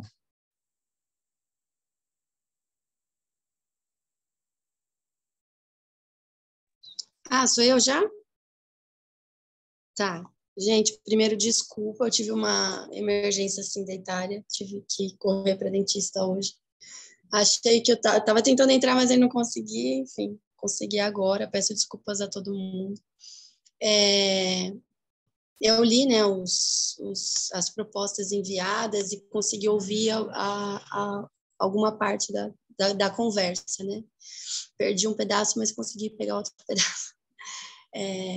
E aí o que eu acho que é muito interessante, assim, para mim que sou da Rede Emancipa e sou da área da educação também, é incrível como a saúde, como o SUS, a própria estrutura do SUS absorveu tanto, né, a proposta da educação popular e da base freiriana, a base dialógica, e como você tem eu acho que existe muita aderência na base do Sistema Único de Saúde à proposta da educação popular e isso como parte da identidade, né? Eu ouvi muito vocês colocando como essa questão já está na identidade do profissional da saúde, ele se compreende como um educador popular, né? Ou vocês fazendo essa luta para que isso aconteça de forma mais efetiva. E dentro da educação existe um vazio enorme, né, sobre isso. Assim. Nas licenciaturas, os cursos de pedagogia têm, por exemplo, o estágio obrigatório em movimentos sociais, né? Mas outras licenciaturas, e a gente sabe que a gente teve com o Reúne uma expansão muito grande das licenciaturas, não necessariamente esses modelos de licenciatura que é para formar educador pautam sequer Paulo Freire. Você pode passar por uma licenciatura, e aí você falou da formação aligerada, né? O perigo de se perder esse prisma, né? O prisma freiriano, o prisma dialógico, essa outra proposta da gente trabalhar. E é muito incrível, quando eu entro em contato com trabalhadores que são da saúde, e a própria Fiocruz, que a gente tem uma atuação no Fórum de Pré-Vestibulares, que a Fiocruz é uma grande fomentadora, vem sendo uma parceira com os pré-vestibulares, eu vejo que isso o SUS conseguiu enraizar mais, assim, isso é incrível, assim, queria só jogar essa bola e dialogar com vocês sobre isso, né? Como às vezes os trabalhadores na saúde conseguem fazer pela praxis, talvez, do trabalho, impõe a necessidade de estar tão próximo da pedagogia freiriana pela questão da prática. E às vezes na educação a gente não vem conseguindo ter uma solidez, sabe, mais firme da base dos trabalhadores de educação na perspectiva freiriana. E o empresariamento, e agora com a reforma do ensino médio, ganhando de lavada, né? Ganhando de lavada, assim. E as pessoas querendo operar por metas, querendo operar de forma técnico-burocrática na educação, índices de, enfim, toda a forma. Então, fiz essa fala para trocar com vocês, porque eu acho que todos estão pensando todos estão operando em relação a essa dinâmica, né? Dessa apropriação que eu acho que é muito, muito incrível. Não sei como vocês observam mais, assim, na prática de vocês, se é isso mesmo, ou quais são os desafios, né? Quais os desafios de ser um militante da educação popular em saúde nessa, né, no mundo do trabalho da saúde? Boa. Marília, só para falar que eu prometi a citação, e aí eu faço a citação, passo para o Lucas, e eu quero ouvir de todo mundo que eu acho que essa parte fala de professor de biologia, mas eu falo assim, sobre professor de biologia, mas a gente tem que entender que a gente faz ciência, quando a gente fala de biologia da vida, e quando a gente fala da medicina, a gente fala da vida, é uma vida que é viva, não é uma vida que é morta, sabe? E aí tem um textinho que é do Paulo Freire, que eu prometi, que é assim, ó, que eu gosto muito. E não se diga que se sou professor de biologia, não posso me alugar em considerações outras, que devo apenas ensinar biologia como se o fenômeno vital pudesse ser compreendido fora da trama histórico-social, cultural e política, como se a vida, a pura vida, pudesse ser vivida de maneira igual em todas as suas dimensões, na favela, no Cortiço ou numa zona feliz dos Jardins de São Paulo. Se sou professor de biologia, obviamente devo ensinar biologia, mas ao fazê-lo não posso seccioná-lo dessa trama. Eu senti que vocês trouxeram essa questão dos territórios e da vida tão forte que eu senti que conversava muito com essa questão também e que eu queria deixar a partilha, mas eu quero deixar o Lucas falar, que o Lucas quer fazer uma partilha aí boa. Ouvindo a Marília falar, eu senti muito, assim, o que ela estava dizendo, porque ela disse, né, que parece que na saúde a gente tem aderido mais às ideias freirianas do que na educação. Não sei se eu entendi correto, mas foi por aí que eu peguei, assim. E eu sinto isso porque eu percebo isso dentro dos atendimentos, né? O paciente chega pra gente e muitas vezes teve acesso ao serviço de educação e ainda assim não consegue dialogar ou compreender algumas situações da sua própria descrição do seu sintoma, do que está sentindo, né, do que está vivendo. E daí eu penso muito nisso no sentido de a pessoa acessou um serviço, né? Se fosse o direito à educação, ela teria esse trabalho da interseccionalidade, mas não existiu. Então, é um desafio muito grande, porque a gente tem lá seus 15. Hoje eu atendo com 30 minutos de consulta, que é um milagre no SUS, né? Porque eu sou preceptor de residência. Então, eu oriento 2 residentes em medicina de família, e por isso meu tempo de consulta pode ser maior. A gente conseguiu isso na justiça, imagina. Então, em 15, 20 minutos, não tem possibilidade de eu atender um paciente e orientá-lo sobre o que acontece, por exemplo, dentro da minha racionalidade médica, naquele problema, naquela questão, naquela queixa que ele me traz. E muitas vezes a gente está lidando com pessoas que não têm nenhum diálogo, que não tiveram acesso a, sei lá, até o 7º ano, que a biologia vai abordar o corpo humano, sabe? Essas coisas assim. Então, eu encontrei uma barreira gigantesca. Nisso, as minhas consultas ficam muito longas, a equipe me critica muito por conta disso, porque tem uma demanda ali pressionando todo mundo. E dificilmente eu consigo ter uma abordagem mais ampla, de chegar ali e falar com o paciente sobre, sei lá, uma subjetividade que está envolvida naquele sintoma, né? E a gente acaba fazendo isso que foi dito aí, transformando o corpo em máquina, separando cada parte dele para a gente dar conta da demanda. E nem necessariamente eu penso assim, mas é o que acaba acontecendo, né? Eu conheço um secretário de educação aqui da Redondeza, a gente estava discutindo um dia essa situação, e eu falei assim, a minha vontade parece que passar assim, uma série de tópicos que você tem que sair da escola sabendo, que daí eu consigo fazer uma consulta em 15 minutos. Porque se eu tiver que trabalhar tudo aquilo, tipo, o nosso sistema, ele tá rodando em engrenagens totalmente separadas, assim, né? A gente não tá fazendo essa roda acontecer junto, assim. Então, é um desafio muito grande, ainda mais quando você faz isso em atendimento, que é individualizado, e eu não tenho tempo de sair da unidade de saúde e chegar em qualquer outro espaço comunitário ali, né? Eu tenho que fazer isso fora do meu trabalho, digamos assim. Então, é uma coisa bem desafiadora. Mas é o que faz sentido.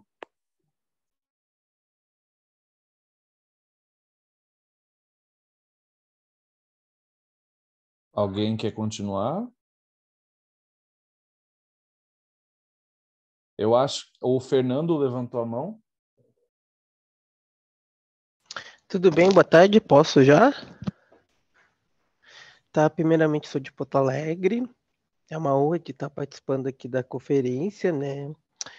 Legal, né? Até acabei citando no chat a questão de um projeto que a própria prefeitura daqui da cidade de Porto Alegre promoveu, que foi a formação de promotores de saúde da população negra, né? Que não, o foco não foi somente na política nacional de saúde integral da população negra, também andou em outras áreas, na questão da saúde coletiva, a questão da saúde mental, dos direitos reprodutivos e por aí mais, né? E também trabalhou com essa ideia da educação, né? De pegar, por exemplo, um projeto, uma diretriz de governo, de política, e se instruir uma parte da população, né? E é um projeto que é tanto para usuários da saúde quanto também servidores, né? Teve uma colega, agora não me lembro quem, que botou no chat a questão do ED, da educação popular SUS, né? Que também já ouvi falar e é muito interessante, né?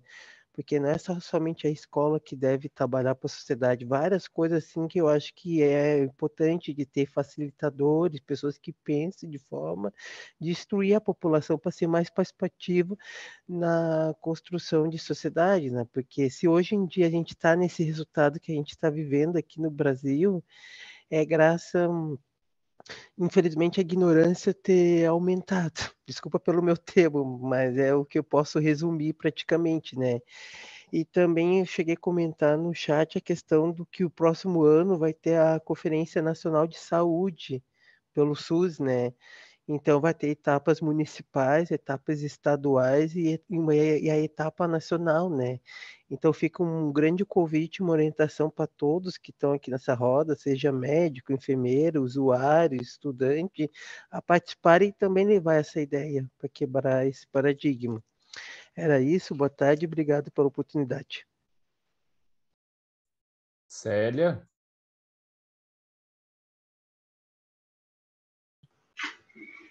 Então, eu sou a Lia Fontes, né? E no momento que eu me apresentei, eu acabei nem falando. Eu sou uma mulher branca, do cabelo curto, grisalho. Atrás de mim tem uma parede branca com um armário ali no canto. E estou com uma blusa vermelha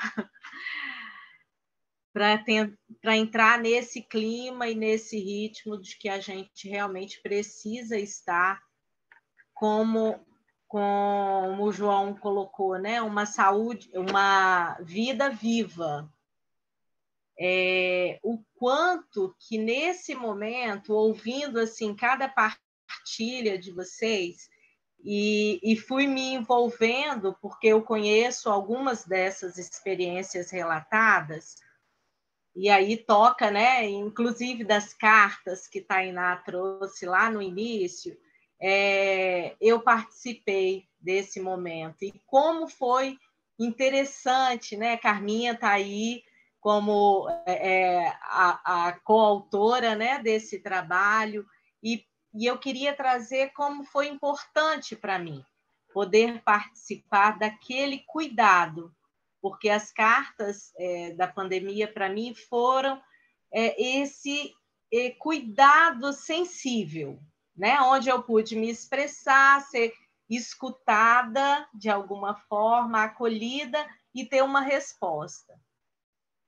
Quando Marília perguntou, né, falou da educação popular na saúde e como fazer isso, né? E como é isso para a gente, o que eu percebi que a educação popular na saúde, eu sou assistente social de formação, né?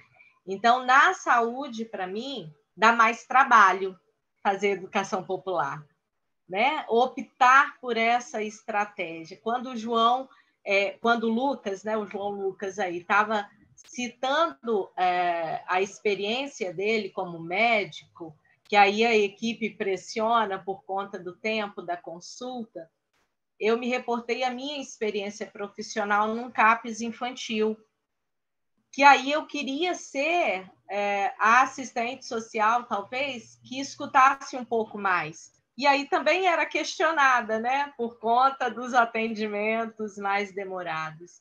E lá no CAPS, eu me encontrei, e aí eu falo profissionalmente, né, com a arte como estratégia de cuidado. Quando a Ariadne traz toda essa experiência do centro de convivência, da arte, da cultura, como estratégia de cuidado, a Fabiane não está mais aqui no grupo, né, na sala, mas ela apresentou um trabalho que foi a pesquisa de mestrado dela, do IPUB, então, aí no Rio, que trabalha exatamente essa interseção, né, da arte como cuidado em saúde mental. Quando Mercedes trouxe a experiência dessa formação aqui no Espírito Santo, eu também sou aqui do Espírito Santo, né? Nós tivemos a oportunidade de estarmos na Tenda Paulo Freire, num congresso aqui, e o quanto isso é potente, mas dá trabalho. E somente mesmo alguém apaixonado, que se reconhece como educador, encara esse desafio de fazer diferente, de propor algo diferente. E estar nessa conversa aberta hoje, para mim, é um presente, porque é isso, é aprender fazendo, né? Então, gratidão a todos vocês que se dispuseram ao diálogo. Muito obrigada mesmo. E João, em especial, muito obrigada pelo socorro, pelo cuidado aí nessa mediação com a gente. Não, gente, puxando a fala que vocês estão fazendo aqui, eu acho muito importante a gente entender. O Paulo Freire, quando a gente fala do Paulo Freire, ele vai falar de questões de educação, mas ele fala de questões de educação de uma maneira ampla, no sentido dela em todas as suas manifestações. Não é só na educação formal, que acontece ali na escola, não é só no ensino superior, não é só na formação continuada, não é só nos movimentos sociais, não é só nos espaços de educação não formal, é a educação, né? Quando o meu xará, o outro João aí, eu nem sei se ele gosta de chamar de João, mas quando o meu xará falou sobre essa questão, o João Lucas falou do currículo, né? Sobre o que as crianças têm que sair da escola para aprender, tem uma coisa que a gente fala muito quando a gente discute currículo numa perspectiva crítica, que as perguntas que devem ser feitas no currículo não é o que está no currículo, é o que não está. Por que que não está lá? Por que que a biologia e a ciência são ensinadas de uma maneira biologizante, uma maneira que não ajuda a instrumentalizar o aluno a entender o próprio corpo, para não auxiliar o estudante a interpretar o mundo que o cerca, né? Quando vocês colocam e aí vocês colocam muito sobre as dificuldades de quando chega no atendimento, essa pessoa vai às vezes encarar um profissional que foi lhe ensinado, né? É aquela coisa, também lhe foi ensinado que você não deve argumentar com o médico, não argumente o médico, porque a ideia de saúde que a gente está tendo, o Lucas falou muito isso, dessa forma de se fazer medicina, que o médico diz o que eu preciso e ele sabe o que eu preciso. Eu não preciso saber o que eu preciso. Eu não preciso saber o que está acontecendo comigo. O médico vai dizer para mim o que eu preciso, o médico já vai trazer o remédio que vai tratar os meus problemas. Só que, às vezes, esse remédio não é só, faz parte do trabalho sobre o problema, sendo que esse problema ele é uma esfera muito ampla E eu fico muito feliz de ver profissionais de uma área tão importante que é a saúde, discutindo uma saúde que seja de fato uma ferramenta de emancipação, né? Na outra sala que a gente fez mais cedo, vocês falaram muito do SUS e como o SUS conversa. Eu já passo para Marília essa questão do SUS, né? E como o SUS conversa muito com a educação popular. É que a saúde só pode ser popular se ela for gratuita. Não tem como a saúde ser popular se ela não for gratuita.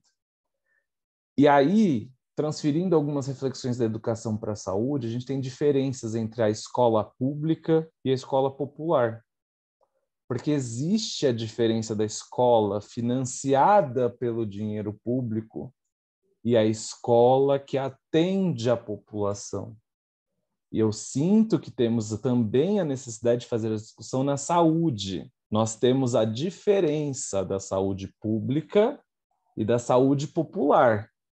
Porque temos a saúde financiada pelo dinheiro público, mas aqui a gente está vendo movimentos grandiosos de construção de uma saúde popular, que são coisas diferentes. E eu sinto que a gente deixar isso marcado, dada a importância, porque na educação e na saúde, coisas basilares da nossa sociedade, que deveria estar no nosso projeto de nação, de desenvolvimento, a gente vai entender que a educação e a saúde vão ser assistencialistas. É uma assistência que eu dou a essas pessoas. A pobre pode receber qualquer coisa. É público mesmo, pode receber qualquer coisa.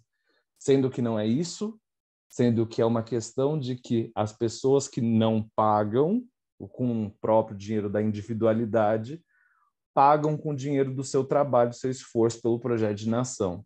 Se fosse para ser todo individual, porque a gente inventou esse raio de república? Porque a gente inventou esse raio de democracia, né, gente? Se fosse para cada um fazer por cada um. Mas, deixa eu passar para a Marília, falei demais. Não, podia seguir.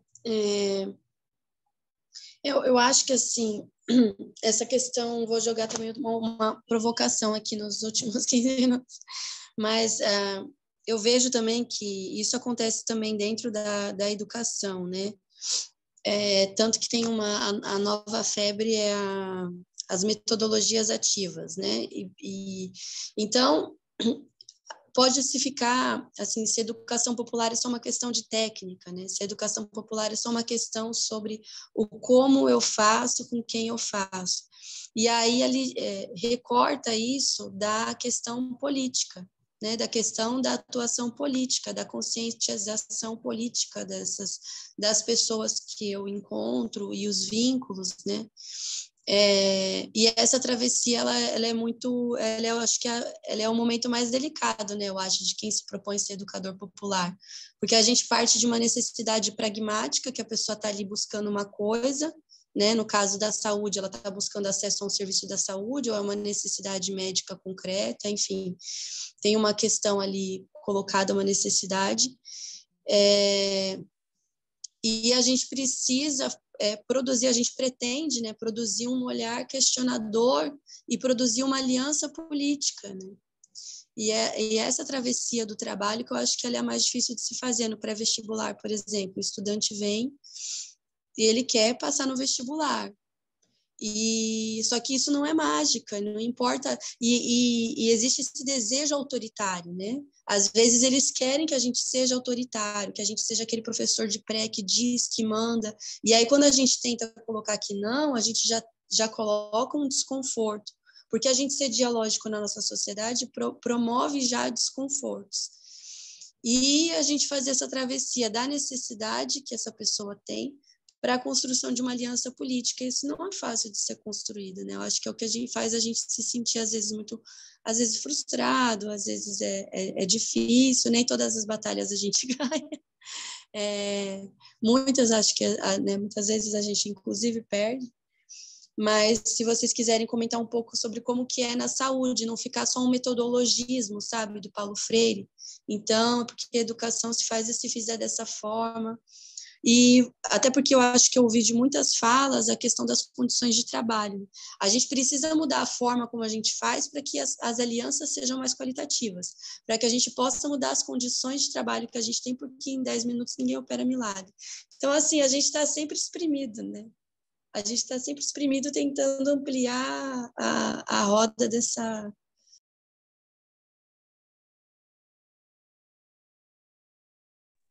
Oi, gente, pode falar? Tem alguém inscrito? Talvez eu tenha gravado. A roda da hélice que cada um de nós se propõe a ser, né? Para pegar uma ordem que está sendo e tentar transformar em outra, enfim. Boa, Paty, eu sei que você está dirigindo, pelo amor de Deus, não bata esse carro. Mas Não, fale tá rapidinho, distante porque daqui. Carminha já estava inscrito, vai. Já tá E a gente já está quase no finalzinho. mesmo. Não, é porque eu me senti muito provocada pela sua fala, dessa questão do público e do popular. Porque tanto no campo da educação quanto no campo da saúde, eu vejo que a gente, sim, tem acho que os tensionamentos e as diferenças, acho que não coincide mesmo, né? E eu acho super importante esse destaque que você trouxe. Mas, por outro lado, acho que a gente tem que tomar cuidado para não cair no risco de gerar um antagonismo que não deve existir, assim, na minha visão, né? Estou falando isso que eu vim para esse encontro, né, para a conferência, muito nessa perspectiva de estar desse lugar popular da militância, do movimento social, mas também desse lugar de professora de escola pública, de mãe, de, né, aluna de escola pública, no sentido de que usuária, né, do serviço público e de saúde, do SUS,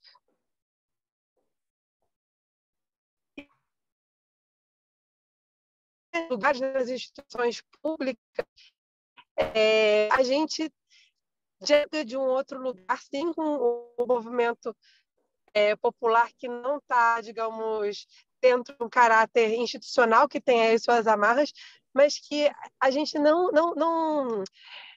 deve colocar uma coisa separada da outra, sabe? Eu acho que cabe aos movimentos sociais, cabe aos, né, saberes populares, cabe à educação popular em saúde provocar, tensionar as instituições públicas a se transformarem, entendeu? Assim, e a gente conseguir estar nesse duplo, né, lugar. Eu acho que não é fácil, é um fio da navalha, é uma corda bamba, mas que a gente precisa ter essa não jogar a criança fora junto com a água suja. Assim, resumidamente isso que eu queria dizer. Tá ótimo, Paty. Carminha, por favor, continue. Boa tarde, gente. Aqui eu estou num turbilhão aqui de poder escolher o que falar sobre o quê, com tantas provocações, com tantas coisas, né? Eu quero aproveitar e fazer o pedido da Tainá de que desse tempo de apresentar aquele pedacinho do vídeo, mas eu sou médica sanitarista, passei mais de 20 anos no SUS Campinas, aí gostei de ver aí a garota que está fazendo seu trabalho em Campinas. Nesse momento, estou como professora convidada na Unicamp e tenho uma militância bastante grande no Movimento Popular de Saúde de Campinas. E aí foi tantas coisas, né? Que foram aparecendo, e do que é mesmo que eu quero falar, em qual momento, né? Então, um pouco dessa formação, né? Quando eu vejo o Lucas tão jovem falando, ao mesmo tempo eu consigo dizer, poxa, mas no currículo das faculdades de medicina também está faltando tanta coisa, né? Essa coisa da multidisciplinariedade, da intersetorialidade, da clínica ampliada, né? Eu vejo os alunos ainda com uma concepção de prescritores, né? Como é que eu faço para o meu paciente, né, que já é horrível essa palavra, me obedecer, seguir o que eu falo, aderir ao tratamento, quando, na verdade, o que você precisa é combinar, compartilhar, negociar, né, com aquela pessoa, com a sua subjetividade, o que dá, o que é possível, né, dentro dessa... né, ao mesmo tempo também pensei, eu estou com uma experiência agora de rodas de conversa numa cozinha solidária, que é uma parceria com o MST, e a gente tem tentado fazer rodas, e essa fala do não acesso, né? Basicamente, o não acesso é a consulta médica. Como que a gente discute com eles, né, a saúde para além da consulta médica. Enfim, gente, eu estou, parece que despejando coisa, mas é que foram tantas provocações, tantas coisas, e infelizmente também a gente não vai conseguir falar. Só queria dizer assim, que essa roda, eu sou coautora, eu participei do projeto Cartas de Pandemia durante o curso, né, Saúde Coletiva e Periferias, foi uma experiência riquíssima mesmo, como a Tainá já falou, e eu hoje aqui, nesse pequeno tempo aqui, também foi uma experiência muito rica de ouvindo um monte de gente da educação da saúde. Eu quero, então, só fechar dizendo assim, cada momento desse é um momento de aprendizado, de enriquecimento, né? E que eu começo a reverberar do tanto que a gente queria poder também trazer, compartilhar e aprender. Enfim, obrigada, né, a todos vocês que estiveram aqui, que ficaram mexendo aqui, tem coisa para frente, e, de qualquer forma, ou melhor, para fechar, a gente espera que dia 30 seja Lula lá, para que a gente tenha mais esperança de poder retomar um pouquinho esse fio de todas essas coisas que nós falamos, que não que tenham sido paralisadas, mas que estão tão pouco alimentadas nesse período, né? E que a gente está precisando retomar, e eu tenho muita fé nesse povo da saúde e da educação pública que a gente vai conseguir retomar com Lula. Um abraço a todas e todos aí. Valeu, Carminha. Eu vou passar o vídeo que a Tainá pediu, vou passar a fala para a Mercedes, a gente só tem 8 minutinhos, então já vão se ajeitando para a gente tirar aquela fotinha do final, todo mundo abrir a câmera, por favor, e vamos aqui com o vídeo da Tainá rapidão. Estão ouvindo? Recebi sua carta e fiquei muito tocada, pois não era uma carta comum, era uma carta poesia.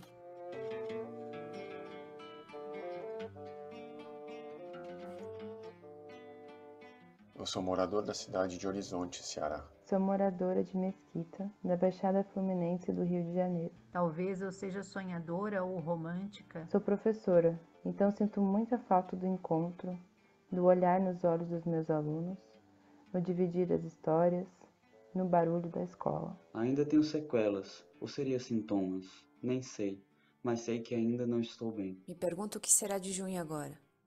Hoje, uma folha do meu calendário se suicidou. Arrancou-se do bloco sozinha, disse. Não sei mais quem sou, entre tantos outros iguais. Adeus. Foi como se tivéssemos que furar uma onda do tamanho de um edifício. Não tivemos tempo de nos despedir daqueles que amamos e partiram subitamente. Agora, se vejo o sol beijando o horizonte, não sei mais se é nascer do dia ou fim de tarde, assim como qualquer relógio analógico. O próprio sol também me tem confusa. Porém, o maior presente foi a mobilização e a vontade de ajudar de cada uma dessas pessoas. Serei grata para toda a vida. Senti-me protegida, mesmo em meio a tanta desproteção. Todos nós tivemos muitos momentos difíceis durante esse período, até porque não tivemos tempo de nos preparar para ele. Foi aí que a Universidade Emancipa abriu esse leque de oportunidades, de fazer uma transformação. Sejamos mais humanos. Espero sinceramente que nossa dor se transforme em aprendizado e prática de luta. Nossa, muito bom, muito bom. Mercedes estava para encerrar, se quiser fazer uma falinha. Não quer depois desse vídeo, né? Não quer. Vamos fazer assim então, gente. Todo mundo passa perfume, por favor, para ficar bem cheiroso. Para a gente tirar aquela fotinha, porque se não tirar a fotinha, a roda não aconteceu, entendeu? Só um segundo.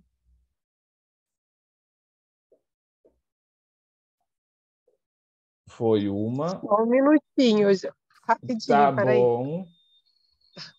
Espera, um segundo mesmo, peraí. Eu quero tirar na escola. Escola Politécnica de Saúde Joaquim Venâncio, meu local de trabalho. Comecei a roda em Niterói, no meu território de moradia, e vou terminar aqui no meu território de trabalho. Que poético, hein? Gente, enquanto pronto, a Paty já apareceu. Vamos lá. Peguei. 1, 2. Pronto, eu tenho que usar 2 telas, eu tenho que usar um negocinho aqui. Pronto. Gente, recadinhos. Antes da gente se despedir, o tempo nunca é o suficiente. Como muito bem disse o meu xará, o João Lucas, não dá em 10 minutos. Imagina só isso aqui de tempo para a gente discutir. Mas as inquietações ficam, as discussões continuam, a construção de rede sempre necessária e a gente percebe que ninguém está sozinho, né? Vamos só os recadinhos. Não se esqueçam da lista de presença. Estou colando aqui de novo o link que é necessário para a gente fazer certificação. E também falar para vocês sobre o livro Paulo Freire Educação Popular, que foi desenvolvido a partir das reflexões da conferência anterior sobre o curso Paulo Freire, que aconteceu na Universidade Federal do ABC. É um livro que está em pré-venda, que vai ajudar bastante a gente a disseminar esse processo de formação popular e agora aqui saúde popular. Não lembro se tem texto sobre saúde, mas enfim, que vão nos ajudar a continuar aqui a trabalhar. Deixo o convite também, que está tendo atividade agora, Educação Popular em Cabo Verde, que está acontecendo diretamente de Cabo Verde. Então vamos lá ouvir um bom português cabo-verdiano, que é tão legal, para a gente continuar o debate. Tudo bem?